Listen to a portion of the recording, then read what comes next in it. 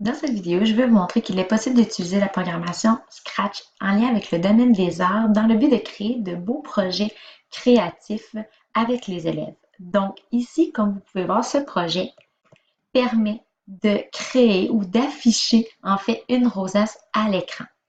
Donc c'est très simple. Je vais passer avec vous toutes les étapes des blocs, en fait tous les blocs qui ont été assemblés pour pouvoir créer cette rosace. Dans un premier temps, j'ai mon bloc événement. Donc, quand la touche R est pressée, j'aurais très bien pu utiliser le bloc événement quand le drapeau vert est cliqué. Il n'y aurait pas eu de changement au programme. Par la suite, j'utilise un bloc mouvement qui est allé à 0, 0. Donc, dans le but de m'orienter, de me déplacer, excusez-moi, au centre de la scène. Et là, qu'est-ce que vous pouvez voir, c'est que j'utilise des blocs stylos.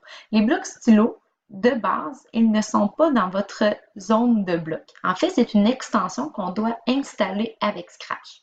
Les extensions sont situées en bas à gauche de votre écran.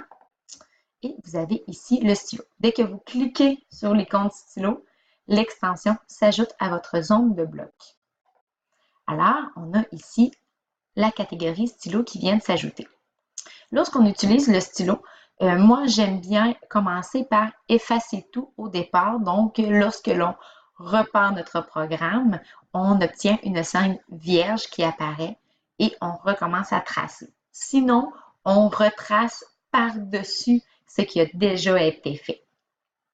Ici, si je veux changer la couleur de mon stylo, il est possible en utilisant mettre la couleur du stylo à. Et si je pèse sur la pastille, je peux venir modifier la couleur de départ. Par la suite, si je veux commencer à tracer, c'est très important d'utiliser le bloc stylo en position d'écriture, ce qui va permettre de pouvoir laisser ma trace lorsque je vais actionner mon programme. Donc ici, j'ai utilisé un autre bloc mouvement qui est orienté en direction de 0. Donc la direction ici qu'on a aussi dans la zone des sprints. Donc, je m'oriente vers le nord. Et ce que je fais en fait pour créer ma rosace, c'est assez simple, c'est que je vais répéter la formation d'un carré. Donc, je vais juste venir déplacer ici mes blocs pour vous montrer comment on crée un carré.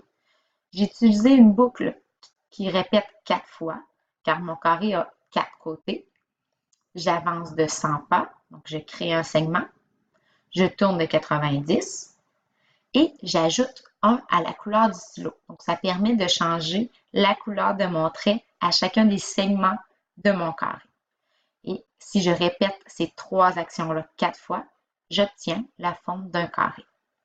Et là, si je veux que mon carré puisse tourner, donc faire une rotation et que ça donne l'effet d'un cercle, je viens ici ajouter un mouvement qui est tourné de 6 degrés.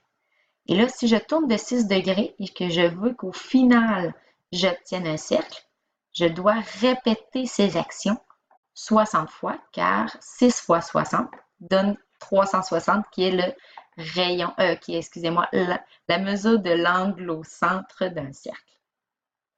Et ici, j'ai mis un bloc attendre 2 secondes, donc pour garder l'affichage du résultat pendant 2 secondes. Alors, si je repasse sur R, je vois mon carré qui est formé et qui tourne de 6 degrés 60 fois pour pouvoir créer ma rosace. Donc, sous cette vidéo, je vous laisse un programme que vous devez remixer. En fait, c'est exactement ce même programme. À l'intérieur, vous allez retrouver ces blocs ici, placés, en fait, non assemblés. Donc, vous allez devoir les assembler pour pouvoir recréer cette rosace.